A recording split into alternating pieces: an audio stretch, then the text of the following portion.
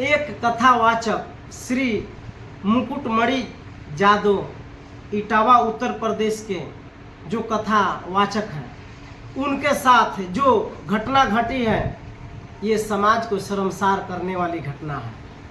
मैं इसके बारे में आगे बताने से पहले मैं उनकी वीडियो दिखा रहा हूं, आप लोग स्वयं देखिए। याद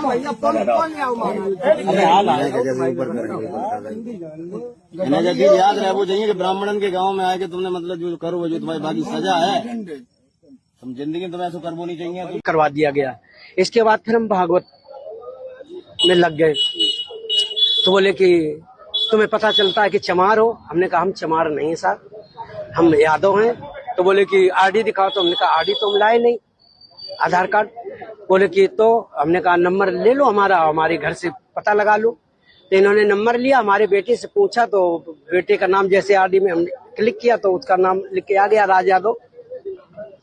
इन्होंने कहा कि साले ये 103 देरी है यहाँ पे ब्राह्मणों के गांव में, तुम यादव होकर के चमार होकर के यहाँ भागवत कहने आए हो। और इन्होंने बहुत हमें मारकूट करना शुरू कर दिया। रात भर इन्होंने बहुत टॉर्चर किया सर, यहाँ तक कि हमारे बाल काट दे। और जो परीक्षित बना था, परीक्षित की मैडम से इन्होंने मूत्र, बोले भाभी आप अपना मूत्र ले आओ, उसे मूत्र से हमारे ऊपर छिड़का इन्होंने। बोले ये अब पवित्र हो गए, ब्राह्मण के ये मूत्र तुम्हारे ऊपर पड़ गया, अब तुम पवित्र हो गए, अब बताओ। अच्छा तो ये तुमसे पैर के आप लोग जो वीडियो देखे हैं उसमें स्पष्ट बता रहे हैं कि हमसे पूछा गया कि आप जात के चमार हो, आप कौन से समाज के हो, चमार जात के हो। उन्होंने बोले कि नहीं, मैं चमार नहीं हूं, मैं हरिजन नहीं हूं, मैं जात के जादू हूं। ऐसा पूछने के बाद उनको प्रताड़ित किया गया। प्रताड़ित करने के बाद उनका बाल मुड़वाया गया, उनका टिक कटवाया गया। यहाँ तक कि जो कथा सुनने वाले व्यक्ति थे, जो आचार्य बने हुए थे, उनकी पत्नी से पेशाब मंगवा कर और उसी पेशाब से उनको बाल को मुड़वाया गया। ये समाज में कितनी घिनौनी काम हुआ है आप लोग खुद अंदाजा कर सकते हैं। इसके पहले भी हमने एक वीडियो देखे थे कि जहाँ सिर्फ ब्राह्मणों को बच्चे लोग पढ़ाई करते थे, वहाँ पर एक हरिजन का बच्चा पढ़ाई कर रहा था।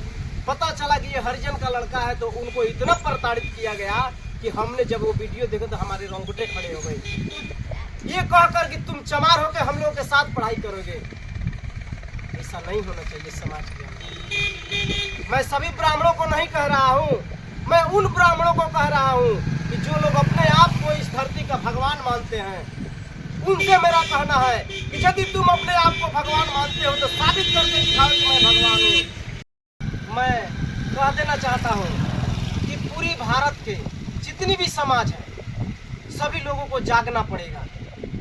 अगर कोई एक समाज अपना वर्चस्व चलाना चाहे तो ये हरगिज नहीं होने देंगे। सभी समाज अगर जाग के एक साथ रहेगा तो किसी के साथ कोई अत्याचार नहीं होगा। कि जिन कथावाचक के साथ ये अत्याचार हुआ है वो अपना लड़ाई लड़े और न्याय ले।